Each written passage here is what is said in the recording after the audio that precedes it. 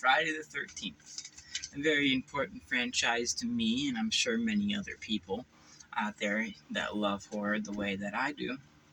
It is one of the big three of horror, as I would say, which I would consider to be Friday the 13th, Halloween, Nightmare on Elm Street. And Friday the 13th is not my favorite of those franchises. That would be Nightmare on Elm Street. But got some pretty good movies in here, some pretty bad movies as well. This is a ranking, worst to best. There's 12 movies here to talk about. I got 3 pages of notes, so it might be a little bit of a lengthy video, I'm not sure. Some of these movies I probably won't talk about that much, because there won't be a lot to talk about. So, let's get into it. My number 12 spot, Part 8, Jason Takes Manhattan. This is, of course, the movie where Jason goes to New York, but really, it's a movie of Jason being on a boat for the most of the runtime. First of all, here we have, this movie is boring. It is so boring. Again, most of this movie is Jason killing some teenagers on a boat, and that's not what you come for the movie for. It's not what they promise, and it's not, but it is what they deliver. Weak Jason over look. He's played by Kane Hodder, so of course, performance-wise, we get what Kane Hodder gives us, which is amazing as always. But our look here, I don't really like it. I think it's one of the weaker Jason looks. He's slimy, and he's got the big yellow mask that has no axe mark or anything on it. And then our kills here are pretty weak. MPAA, I believe, is still going pretty hard in the franchise right now. If you don't know what the MPAA was, it's a censorship company. They censor movies, especially at this time, and they went really hard on this franchise in from entries 6 through 9. So, but weak characters, I couldn't tell you any of their names besides Julius, who is the one that boxes Jason in the one scene. I wouldn't be able to tell you a single thing about our final girl or any of the other characters. So there's that. The dumb child Jason thing where we see hallucinations of kid Jason. At the end, the sludge gets poured on him and he turns into a kid. No idea what's going on there. Maybe someone can shed some light on that. It's dumb. So that sucks. So there's a few, I would say there's about 3 good scenes in this movie, which doesn't make the movie worth watching. I think you should just look these scenes up on YouTube and you'll be fine with this movie. That's and Jason in Times Square, of course, that is awesome to see. Jason in the subway station, which again, a public space, not where we normally see the character, so that's cool. And then, of course, the scene everyone knows from this movie of Jason getting punched a whole lot, and then the dude says, "Give me your best shot," and he knocks the dude's head off. So that's a good scene in here. But again, this isn't a movie I rewatch ever. If I'm watching through the whole franchise, maybe I'll watch it. But I think if you want to watch these movies, you can watch this one once if you're going through all of them, but you can be good to skip it on subsequent watches. Now, my number 11 on this list might surprise a few. It's the original Friday the 13th. Now, I know. It's the originating film. None of these would exist without it. But go watch this film, and you'll see that it is so boring. Just so very boring. There's so much scenes that are just obviously there to pad out the time where nothing happens. There's a 3-minute long scene of our main character making coffee.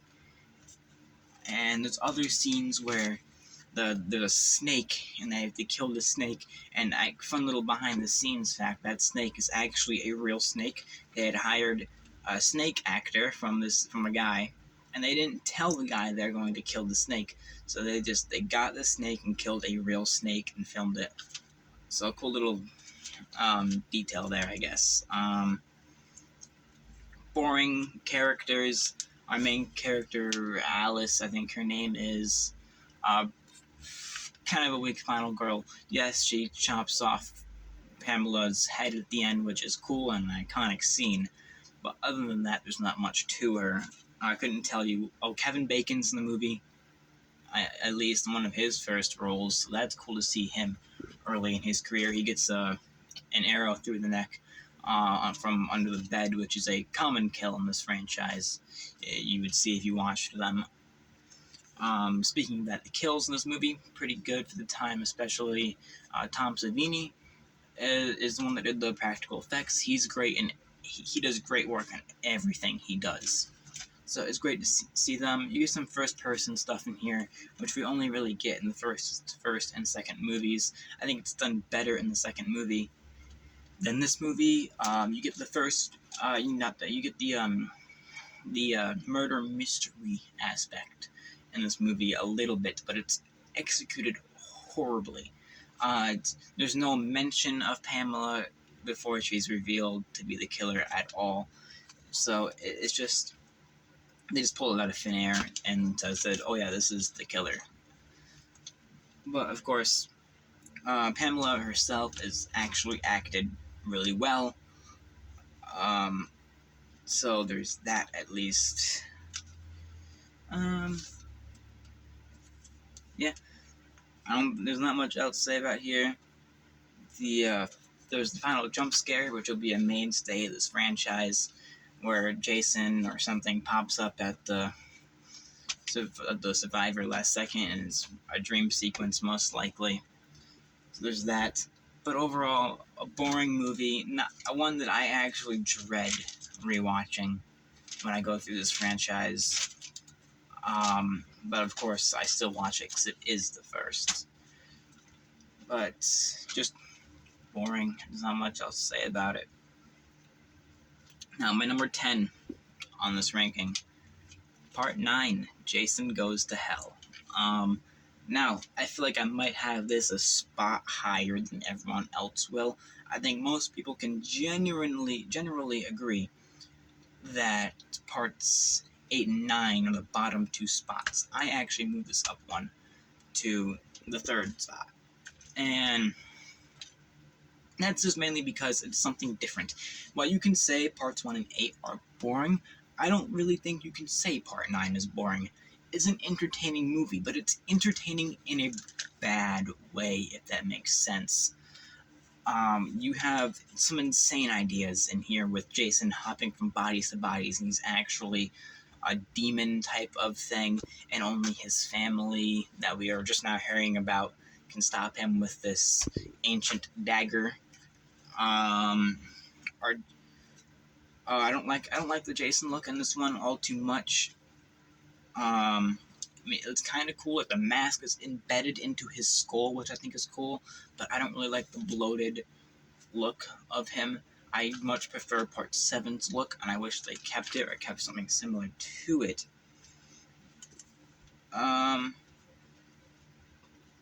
Jason dies in the start, which is a bold move, I will say. At least there's that.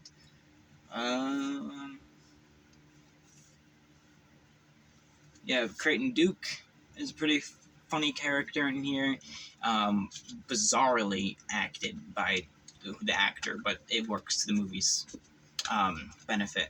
The Necronomicon from Evil Dead is in here for like a second on screen, and with an interview with the director, he says that he wanted to secretly make like Evil Dead and Friday the 13th share a universe, so he snuck in a Necronomicon without telling anybody.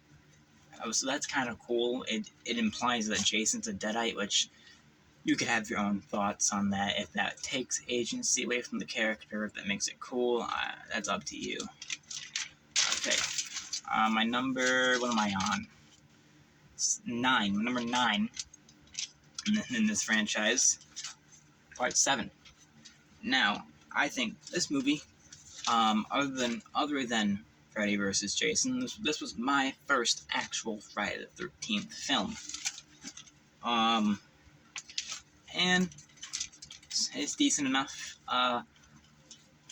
You have, but it's essentially Jason versus Carrie. So our main character has telekinesis. They can move stuff with their mind. You get some cool action scenes with that. The third act in this movie is actually pretty good. You have our main character actually being able to face up against Jason in a different way than anyone else is able to, so that's interesting to see. This is our first movie with Kane Hodder as Jason, and he does great in this role. He brings a very nice physicality to the character. They blow up a real house in the finale of this movie, and it is a fantastic spectacle. Like, that explosion is the best action set piece in this franchise, easily. Our look of Jason is also the best in the franchise. He looks so cool. He's got the mask, got like a cutout here. You can see his jaw, his back, like spine is exposed. So that all. He looks great in this movie. But when you get into the movie itself, outside of those things, we have decent characters here. Tina, I think, is our main character's name. She's fine, I guess. She has some traumatic past with her dad. She killed her dad on accident with her powers.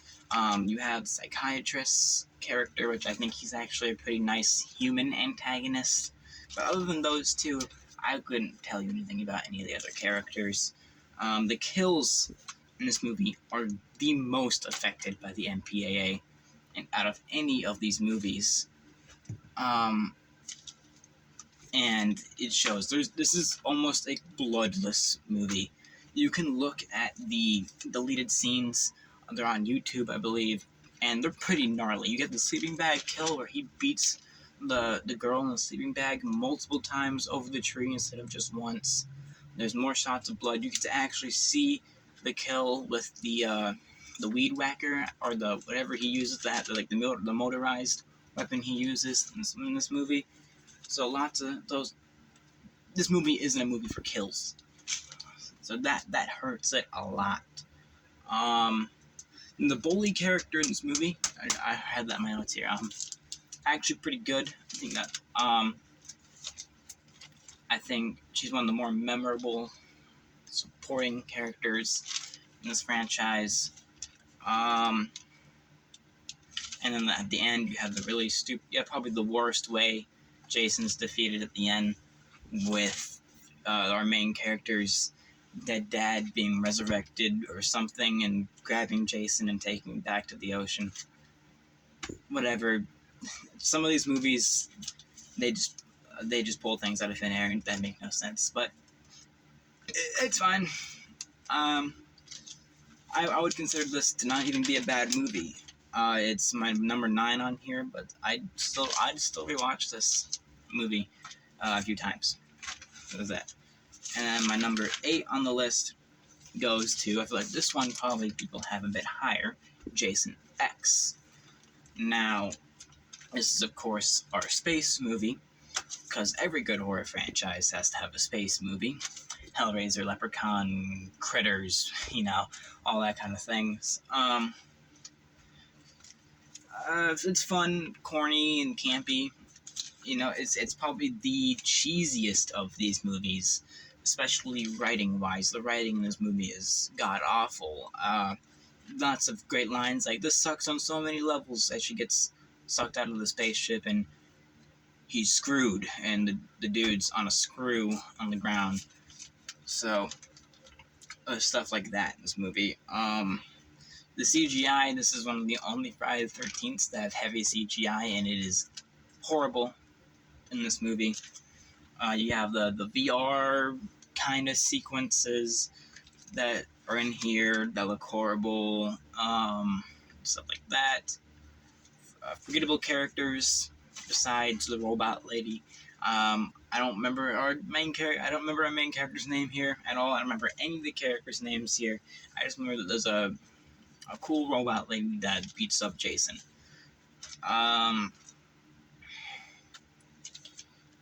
So yeah, Jason kind of works out of character at times here, the way he kills people, because there's all these, aliens styled Marines around, and Jason takes them out stealthily. Like, he goes behind them, snaps their necks, and pulls them into the shadows. That's not how Jason kills people. But there are good kills in this movie, though, with one of the franchise best, with the, what is it called? I forget what it's called, but, the way he shoves the person's head into the ice water, he pulls it out and smashes their head. Liquid nitrogen. There we go. It's the liquid nitrogen kill. Pretty cool. And there's even a whole Mythbusters video on it. Great stuff.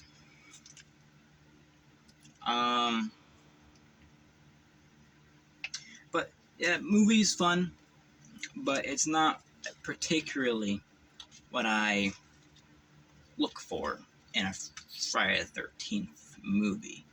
So it has that going against it. But again, fun time. Pretty rewatchable movie, actually. If you're going to show one of these movies to a friend, this is a pretty good choice. Because you can laugh at it. It's a fun, bad movie. Now, this one, I thought I'd have it higher.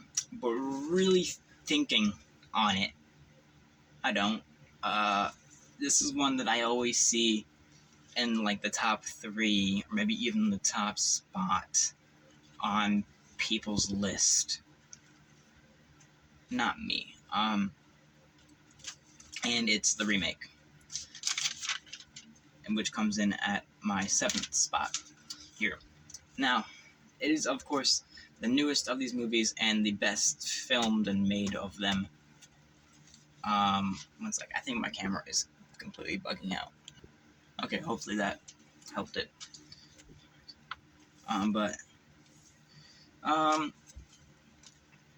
Jason's, I think the reason that most people cite this as one of their favorites is our Jason in here.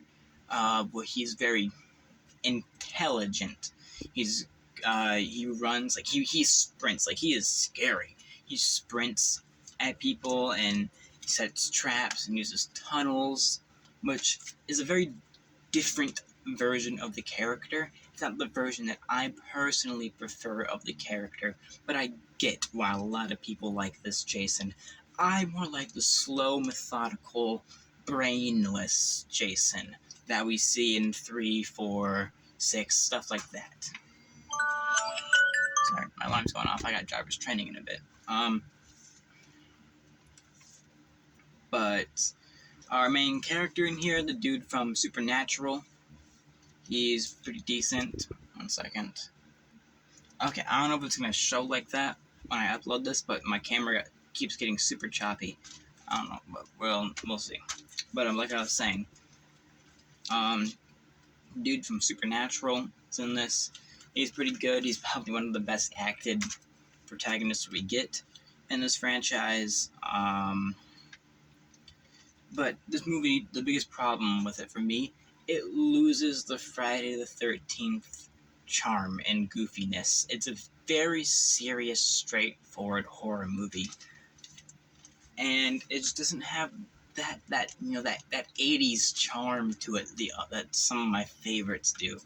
So I have to knock it way down for that. It's not a movie I'd rewatch as much as the others. I'd much rather rewatch the ones above this than this, and that's just what it comes down to.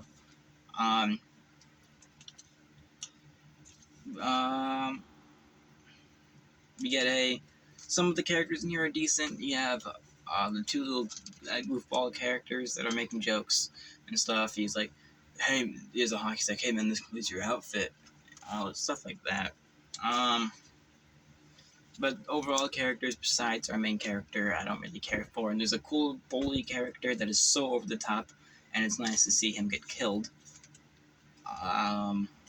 We get a fake out final girl, which is cool to see. So you think this girl is gonna be the final girl, and she gets killed, and someone else actually.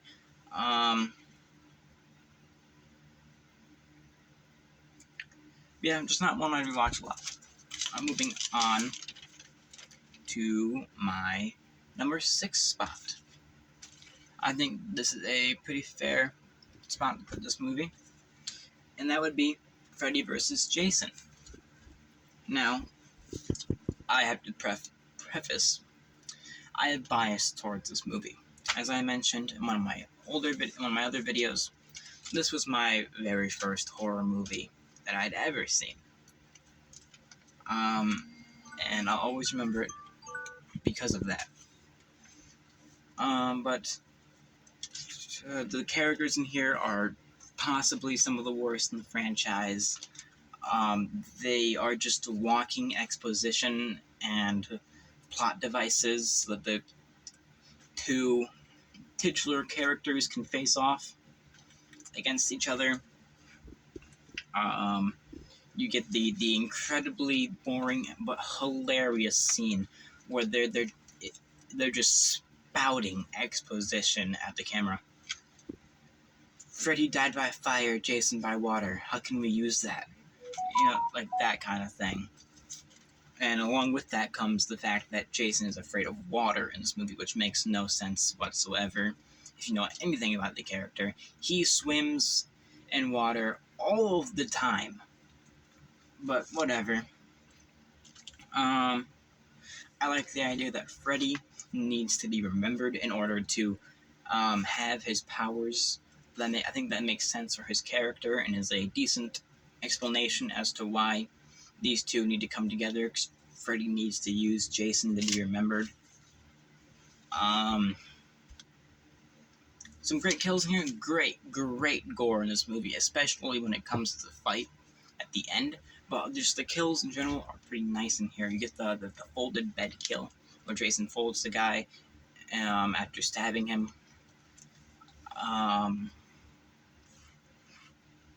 I really don't like our Jason portrayal in here. I think this is probably the weakest portrayal of Jason.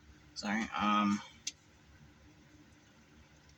Let's see. Robert Englund's last performance as Freddy in this movie, which is, of course, great. He's great in the role, as always. Yeah, but the main draw of this movie, the thing that elevates this movie, really, is the third act. The third act of this movie, absolutely impeccable. You get exactly what you came for in that third act, and it is fantastic. You really just go watch the movie for the third act. You won't regret it. But the third act alone can't propel this any higher than this spot. Next spot is the number 5th spot, which is one that I might have a bit higher than others, and that is part 2. And I debated having part 2 over the one that's next on the list or having it below. I decided below. And it's actually a pretty different movie. It sets up the basic template that the rest of these will follow, but it does it a bit different since it is the first to do it with Jason. Jason shows up for the first time, of course, in this movie. He's Sackhead Jason, as people call him. I actually like the look of Sackhead Jason. Not as good as the hockey mask look, but it's a pretty cool first look.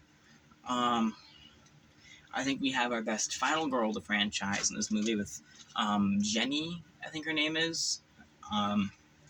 She's pretty cool, one of the more fleshed out ones, and she has a pretty cool little fight with Jason at the end. She tricks him by making him think she's her mother, which is something Tommy Jarvis will do in a similar way in the 4th movie, which we'll get to. And good kills in here. I struggled to actually think of any. Oh, right, the machete kill on the dude that's in the wheelchair and he falls back down the stairs. That's a really memorable scene. You get the double spear kill on the bed. So I gotta keep checking the time. But big step up from the original. Not boring like how the original is. We get some pretty good side characters in here. We get Crazy Ralph in here, Paul Holt.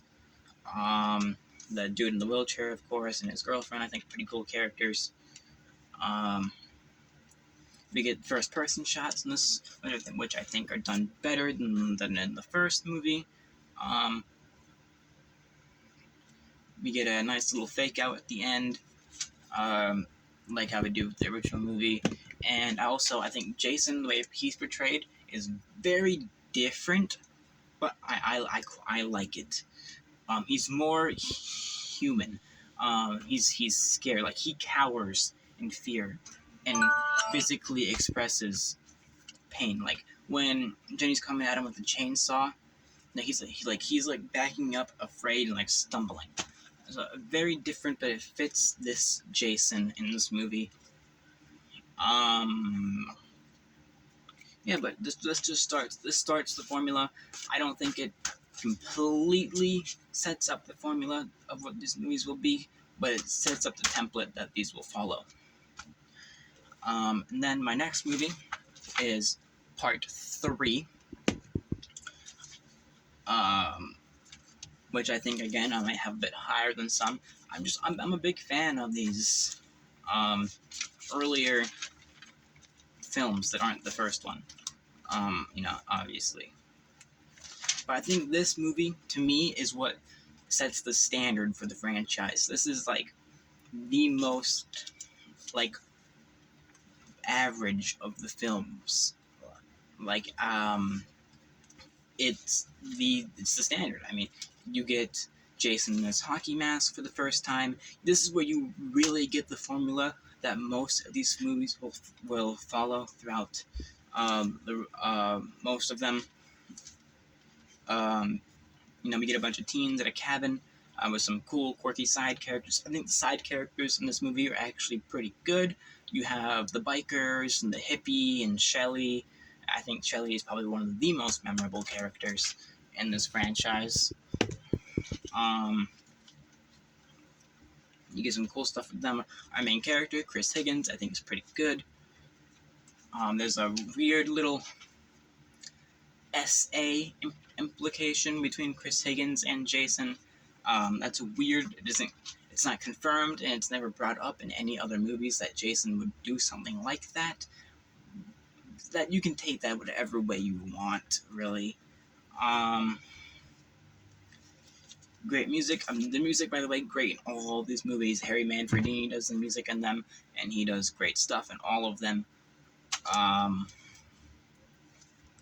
But the music in this one here, I think, especially stand out. You get a cool little retro kind of disco at the beginning. You have a really cool scene where he's chasing down one of the campers in the Higgins Haven. When the music really goes off right there. I really like Jason's portrayal in here. He's very lumbering and childish. Like, he'll shoot someone with a harpoon gun and like lazily walk away.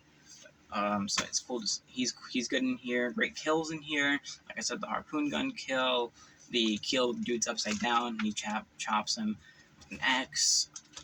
Great stuff. Yeah, you get the really bizarre head crush kill where he crushed a dude's head, and like the eyeballs come out of the screen. Speaking of that, this movie is a 3D movie, because every franchise has to have a 3D movie, apparently, where, the stuff comes to the camera. A little dated, and it kind of takes away from the movie at times, but that's what it is, You get Jason's axe mark in this movie, which he'll have in most of the other movies, which is, I think, is a cool part of his mask design. Also, I am completely out of time. I have driver's training in a minute, so I'm going to pick this up later. Alright, I'm back. We were on 3. I just talked about 3, so let's move on to my number 3rd spot. And this, if you haven't caught it already, I haven't talked about this movie yet, so it might surprise you a bit, but my number 3 is Part 5, The New Beginning. I know, this is one of the more hated ones in the franchise. I know people usually have this in the bottom half. I just can't. This movie's so fun. I know the biggest detractor to this movie that everyone brings up is that it's not really Jason. Jason isn't the killer. Now, that is true. The killer is Roy Burns, this random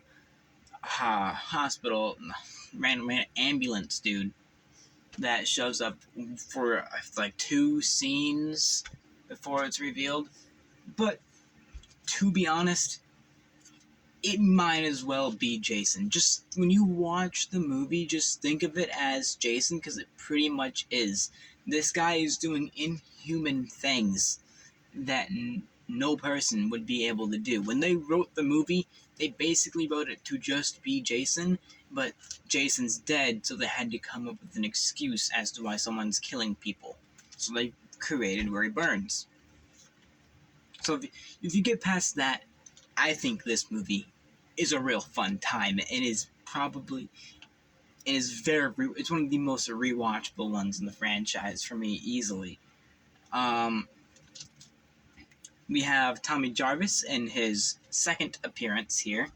Now, I actually like Tommy Jarvis here more than I like him in Part 4. Not as much as Part 6, but I like him here more than Part 4, which I think is a little controversial to say. He's played by an actual martial artist, so he does a fight scene with him and another kid. That kid gets his butt whooped, man. But he's very intense. He's taking this role much more seriously than anyone else in the movie is, because the actor himself didn't know he was in a Friday the 13th movie and actually studied people in psych wards to play the role.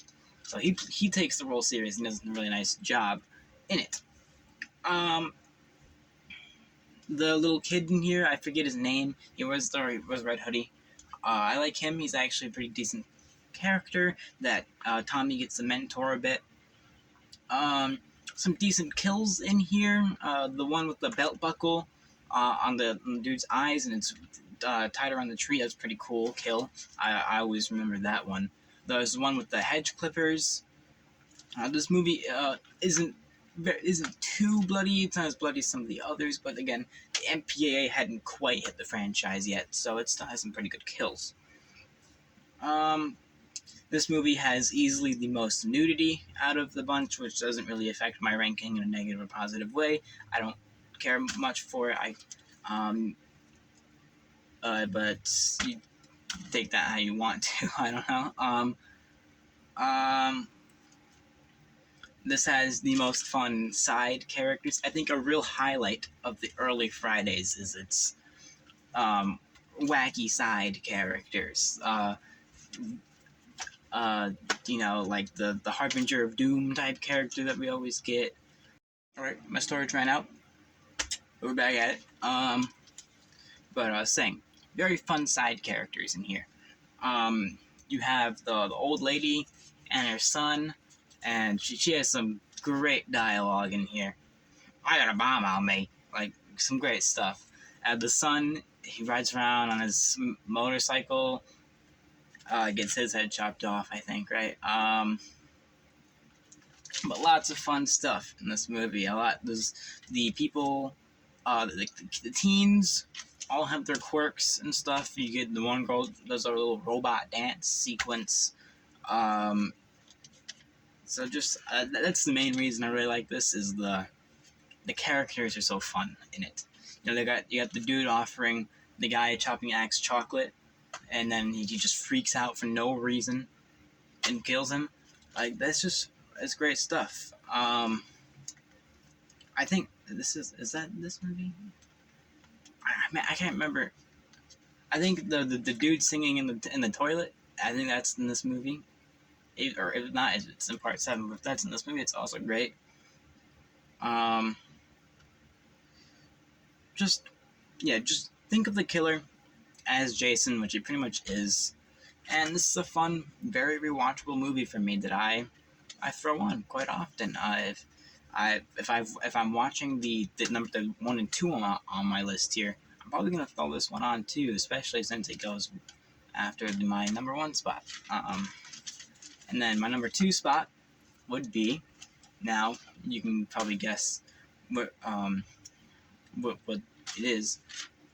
Part 6. This is a really good movie.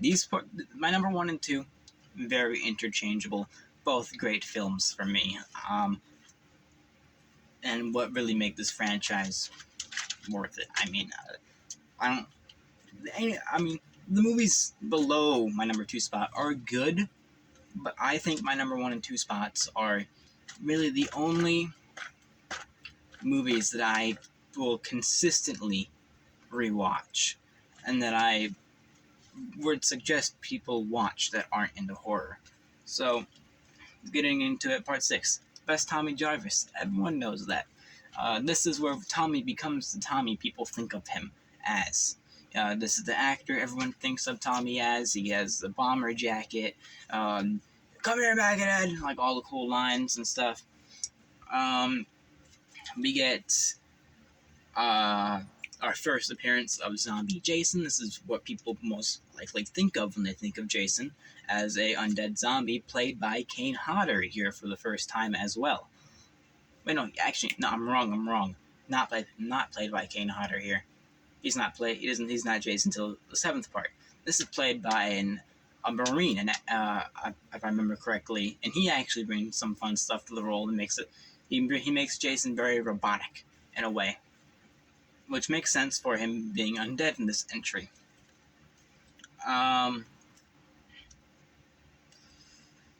The teen characters, besides Tommy and maybe Megan, I don't care all too much for. I don't really remember any of them or their names. So there's that. But our other characters, Tommy, Megan, the sheriff, and the deputy, I think are actually pretty good, especially for this franchise. Tommy is, of course, amazing. Megan's a pretty cool. She's not really the final girl because Tommy's like the final boy of the movie, but she's a pretty cool character to go alongside Tommy. Okay, my storage ran out. I'm gonna keep inching my way through this video until I get this done. Okay, so back to what I was saying. The characters, the sheriff. I like him a lot in this. I actually really like the way he goes out. He sees that Jason leaves him alone, and he sees that Jason is going towards his daughter. So he grabs a rock and hops on top of Jason and starts bashing the rock into his face, and he gets bent over backwards. First of all, I like the determination and the will to just fight to keep his daughter alive, and a very teeth clenching type of kill. Like, it's not a bloody kill, but it's still like horrible. It's just it's that kind of thing. The deputy is great here too. Wherever the red dot goes, ya bang. So he's great, and he's made even better in the Never Hike Alone movies. I could have included those, actually. I forgot about them until just now. But if I did, they'd probably go actually in the upper half of this list. Happened again. But as I was saying, Never Hike Alone. If you don't know what it is, it's I think there's 3 movies. It's like fan-created Friday the 13th movies. They're all free on YouTube. Go watch them. If I remembered to include them on this list, they'd all be in the upper half because they're pretty good. So, just a little side note there. Back to part 6. This movie, there's some good action in here. They crash and blow up a real RV, which is always cool. Some great music. We have 2 Alice Cooper songs, one made for the movie and one just thrown in there. So that's alright. That should be good now. I'm on a different phone. I just don't like to use this one because the quality is not as good, but the show must go on. But as I was saying, Alice Cooper, he's got a few songs in here. This movie is kind of self-aware in some ways, and the director, or I can't remember if it's the director or the writer, I think the writer of Scream actually cited this movie as an inspiration for Scream. That's cool to know. There's no nudity in this movie, which again doesn't affect my ranking at all, but just a cool thing to mention. Very good third act with Tommy Jarvis, having his final confrontation with Jason. So that's great to see, of course. Just a very fun, rewatchable movie. Again, I watch this one all the time, really. Not as much as the next one, but this is a great movie. Now, my number one spot, Part 4, the final chapter. This is what I would consider the perfect Friday the 13th movie. It gets all the elements right. The teen characters are good here and more fleshed out and better acted and more fun than they usually are. We have a great Jason. I think Ted White, who plays Jason in this one, does a great job. He's a very different portrayal. Not a very different, but a sort of different portrayal. He's more, he's thinner and a little more faster, you could say.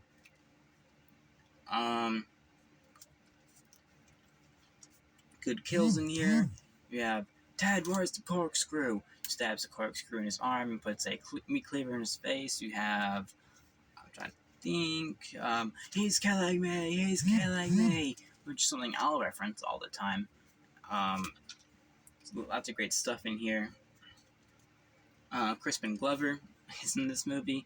If you don't know him, he plays Marty's dad in Back to the Future. Cool to see a more higher profile actor in one of these. He has some incredible dance moves as well. If you haven't seen the movie, look that up on YouTube at least. If you're not gonna watch this movie, watch that scene.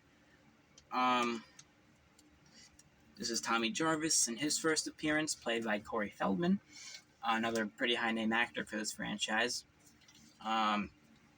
He's good in the role. My least favorite Tommy, but again, he's good in the role, and he is pretty smart and is able to trick Jason in the end.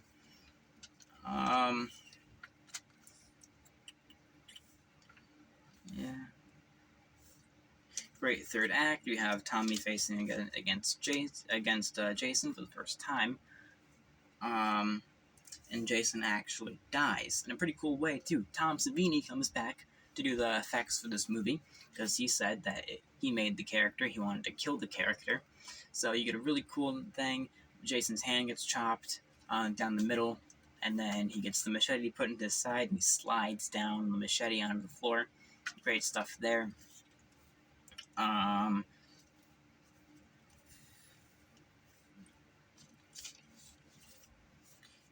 Yeah, I love this movie. This is my favorite of these movies, obviously. I just think it's the perfected version of Part 3. It takes what Part 3 sets up as the formula and perfects the formula. So, just great stuff. It's got great side characters, a great main character, great kills, a great Jason. It's everything you could want in one of these movies, all balled up into one. And I just don't think any of the other movies capture the franchise in the way this movie does. So, I always recommend this movie to anyone who wants to get into the franchise or just hasn't seen one of them before, wants to get into horror in general. I always recommend this movie because it is the perfect Friday the 13th movie. And if I were to suggest you watch any of these, it would be this one. But tell me in the comments if you've seen all of these or the ones you have seen. Tell me your ranking. You include Never Hike Alone and those movies if you want as well, if you've seen those. But feel free to share your thoughts in the comments. I'll reply to all of them, probably, because why not? This was fun. This is going to be a way longer video than any of my other videos, I imagine.